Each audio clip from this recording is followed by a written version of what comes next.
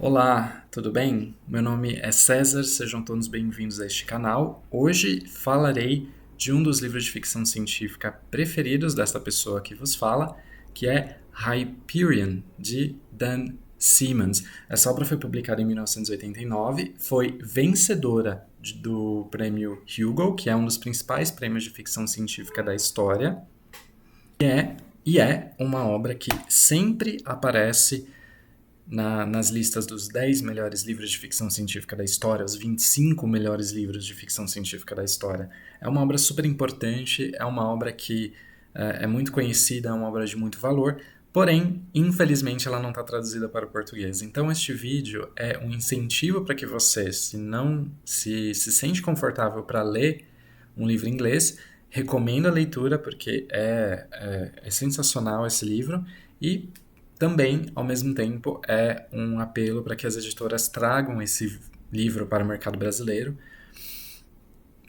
e disponibilizem essa obra para o público brasileiro. É uma obra composta em 4 partes, então são 4 livros, é uma quadrilogia. A primeira delas, como eu já estou mostrando aqui para vocês, é Hyperion.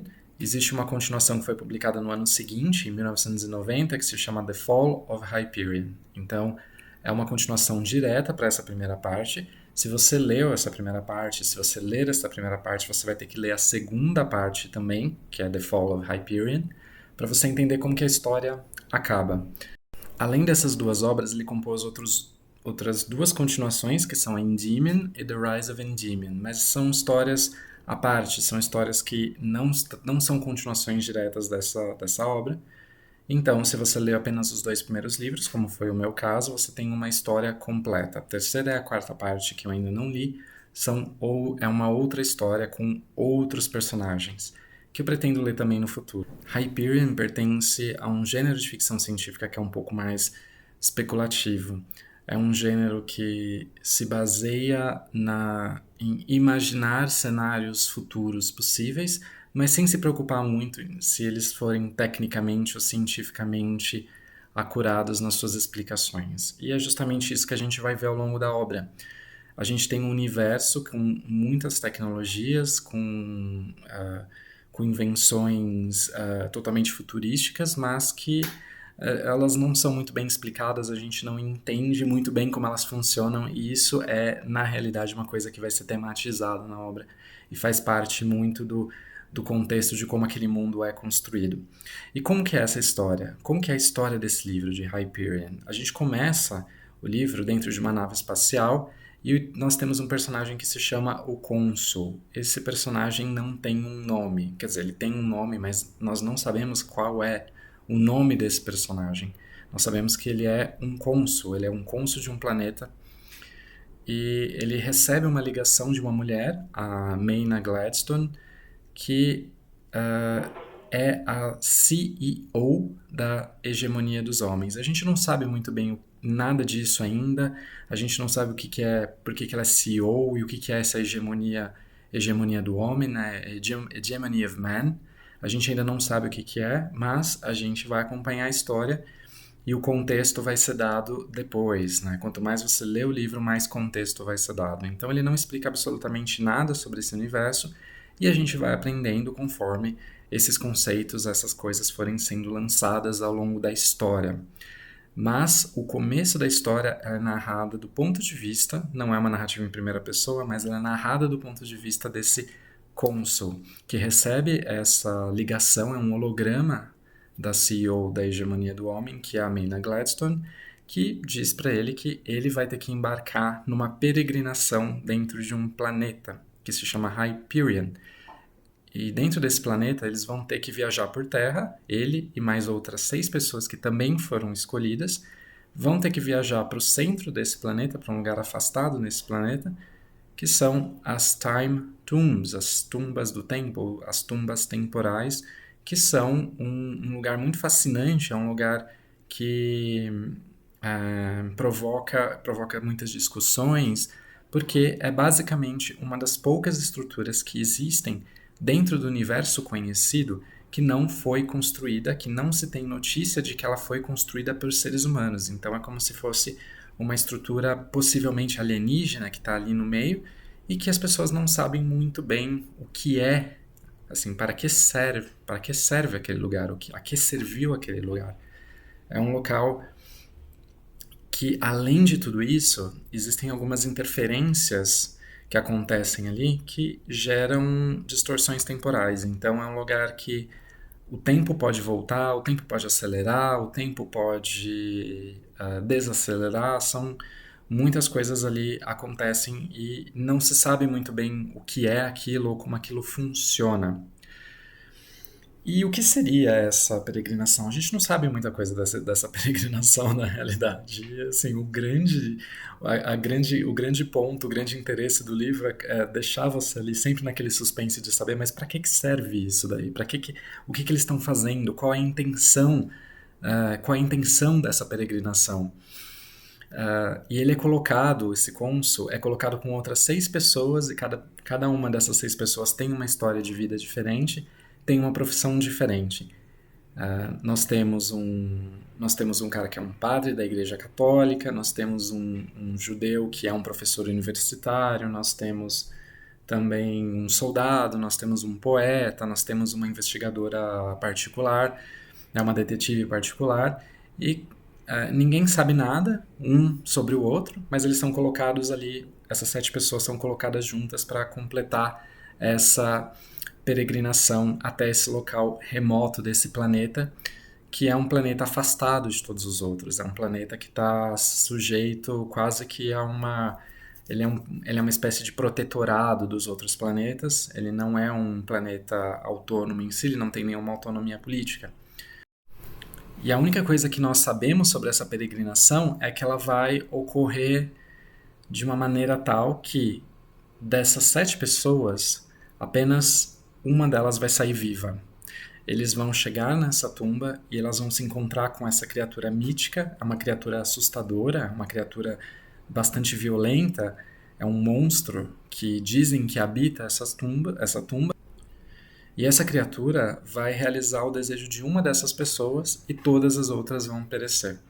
Então você imagina que essas 7 pessoas que estão sendo colocadas ali são pessoas que estão ou desesperadas ou elas realmente não têm mais muito o que perder nessa vida, a não ser a própria vida delas. Esse é um dos pontos assim de tensão da obra, em que a gente fica imaginando o que vai acontecer quando eles chegarem lá. E o primeiro livro é basicamente uma história deles chegando até essas tumbas temporais. E o interessante da narrativa é que cada capítulo é intermeado pela história de um desses personagens. Eles sorteiam entre si e todos eles vão ter que contar a história da vida deles e por que eles estão dentro daquela peregrinação, qual é o motivo daquela peregrinação, o que eles estão esperando buscar com aquela peregrinação. Então eles precisam contar cada um a sua história.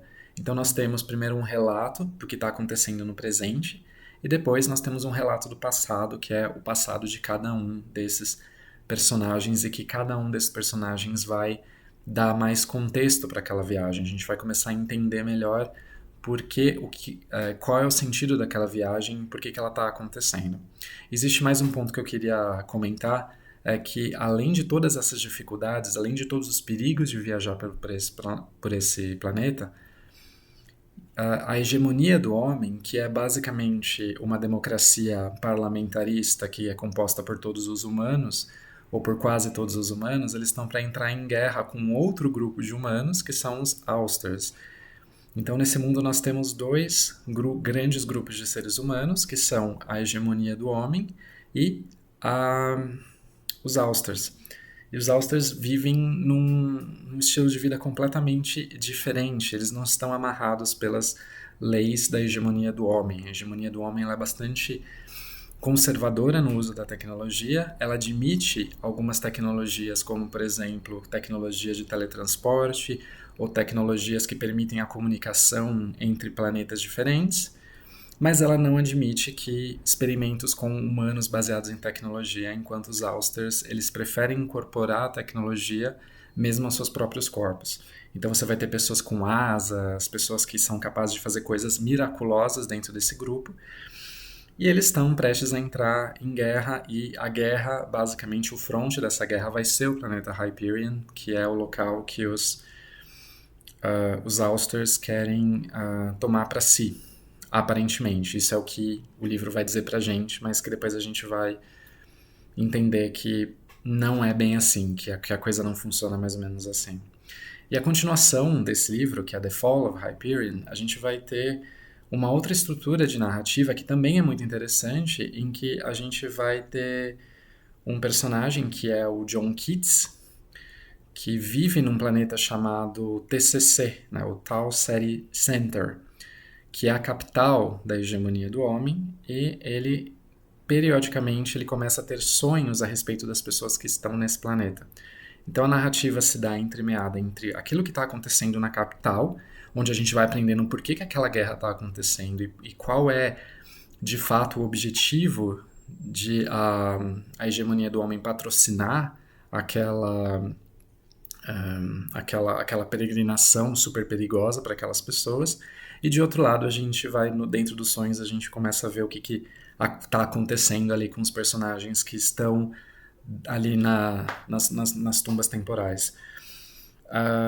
O primeiro livro, ele é muito bacana porque cada uma das histórias dos personagens vai obedecer a um gênero literário diferente. Então nós temos uma história de amor, a gente tem uma narrativa que parece aquele conto do Benjamin Burton, em que a personagem, ela vai, em vez de envelhecer, ela começa a rejuvenescer. É uma história lindíssima, uma das melhores histórias desse livro. E depois a gente tem, na segunda parte, que ele começa a desvelar mais todos aqueles mistérios, e a gente vai ver que a coisa, ela, digamos assim, o buraco, né, é muito mais embaixo, e vários mistérios começam a ser revelados. Então essa é uma obra recomendadíssima, e para vocês terem uma ideia, eu devo lembrá-los que essa obra foi escrita em 1989, ou seja, isso eu não sei a idade de vocês, mas em 1989 nem se imaginava que a internet fosse ter a importância que ela teria hoje. Mas essa obra mostra já os impactos que a internet teria. A hegemonia do homem, como eu falei, é uma espécie de democracia parlamentarista. Ela tem um senado que tem representantes que são eleitos por cada um dos planetas que compõem a hegemonia, e ela tem também uma casa baixa que se chama, em inglês, se chama The All Thing, a coisa toda, a coisa total, que é basicamente um grande fórum da internet, né? Não sei se vocês lembram, se são dessa época, mas parecia um grande Orkut, onde as pessoas expressam as opiniões delas sobre os temas relacionados à hegemonia, e de alguma forma o algoritmo que domina aquela internet captura uma opinião e forma uma opinião com base naquelas opiniões todas que as pessoas estão ali expressando dentro daquele fórum da internet. Então isso se tornou quase como que uma forma de governo, né? A internet ali se tornou uma forma de governo. E realmente mostra como a tecnologia desse planeta, a tecnologia que é utilizada pela hegemonia do homem, ela não é muito conhecida, ela não se entende muito bem, uma pessoa comum não entende. E nem as pessoas, nem os especialistas, nem os políticos em si conseguem entender essas tecnologias que estão sendo utilizadas. A gente tem também tecnologias que são vitais para a existência daquela hegemonia, que são chamados Farcasters, que são basicamente portais que ligam os planetas. Então, os cidadãos da hegemonia não precisam viajar numa nave espacial de um planeta para outro. Elas podem simplesmente usar esses portais. Só que como esses portais funcionam, não se sabe muito bem, nem os técnicos.